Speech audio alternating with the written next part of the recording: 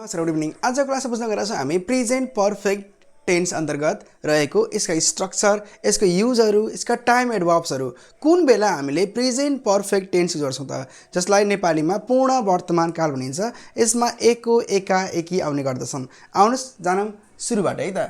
The present perfect tense is use to describe an action that has happened in the past but has a connection with the present।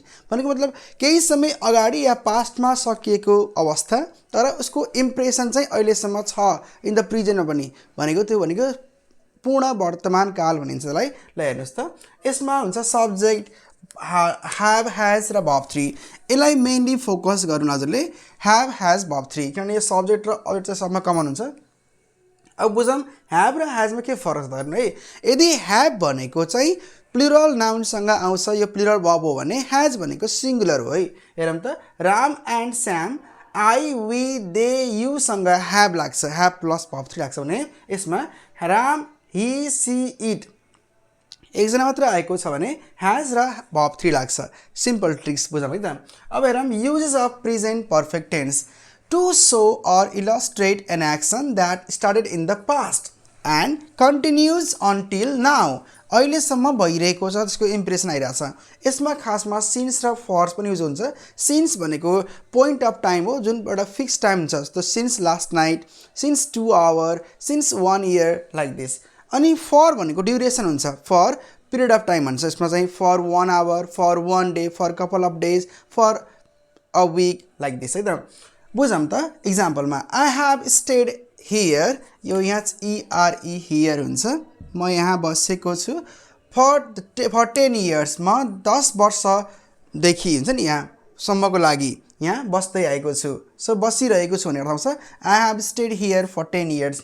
C has worked here since 2025, 2025देखि उनी यहाँ काम गर्दै आएकी छिन्। So yes अवस्थामा चाहिँ हामीले युज गर्छौँ। अब हेरौँ बीमा, to describe a recently completed action. यसमा चाहिँ प्राय जस्ट लाग्छ, जस्ट भनेको भर्खरै, अहिले भर्खरै। जस्तो ही ह्याज जस्ट रिसिभ्ड एन इमेल, उनले भर्खरै एउटा इमेल प्राप्त गरेको छ, रिसिभ गरेको छ।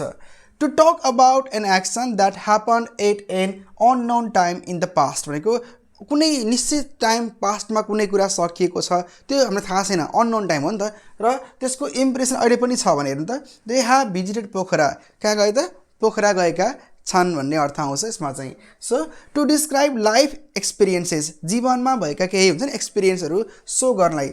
I have made the president of India, तपाईँको पर्सनल अनुभव हुन्छ नि, व्यक्तिगत अनुभवहरू, पर्सनल एक्सपिरियन्सहरू सो गर्न चाहिँ त। I have made the president of Nepal, म इन्डियाको राष्ट्रपतिलाई भेटेको थिएँ। अर्को हेर्नुहोस्, to show result in the present, प्रेजेन्टमा केही कुराको रिजल्ट देखाउनुहोस् त कि he has lost his key भनेको मतलब he doesn't have his key now, के भयो त, उसले आफ्नो चाबी हराएको छ, ही हेज लस्ट हिज की। अब यसमा हेरौँ त टाइम एडभर्बमा कमन टाइम एडभर्ब्स हेर्नुहोस् त। अलरेडी भनेको पहिल्यै, जस्ट भनेको भर्खर, टुडे आज, एभर भनेको कहिल्यै, नेभर भनेको कहिले पनि नाइ, नेभर नेगेटिभमा आउँछ। हाम्रो हुन्छ नि have you ever watched a movie at the theatre भनेर आउँछ नि। जस्तो सो फार अहिलेसम्म, since, for, recently, lately, till now, until now, at. यो एट भनेको नेगेटिभ र क्वेसन हुन्छ नि, एस्नो क्वेसनमा आउने गर्दछ। सो अलरेडी यदि आएको छ क्वेसन भने नेगेटिभ र एस्नो क्वेसनमा यो Y88 लाग्ने गर्दछ at the end of the सेन्टेन्समा। त्यस्तै तपाईँ यदि अनलाइन इङ्ग्लिस ल्याङ्ग्वेजहरू सिक्न चाहँदै हुनुहुन्छ, साथमा हजुरलाई कुनै पनि इङ्ग्लिस टेस्टहरू जस्तो कि IELTS, PT, साथमा हजुरले यदि इङ्ग्लिस ग्रामरहरू NAB बोर्डका 11 to 12, साथमा SCE का क्लासेसहरू को बारेमा बुझ्न चाहनुहुन्छ, अनलाइन क्लास जोइन गरेर हजुरको इन्टरभ्यूको लागि पनि तयारी गर्न चाहनुहुन्छ भने हाम्रो क्लास जोइन गर्न सक्नुहुन्छ।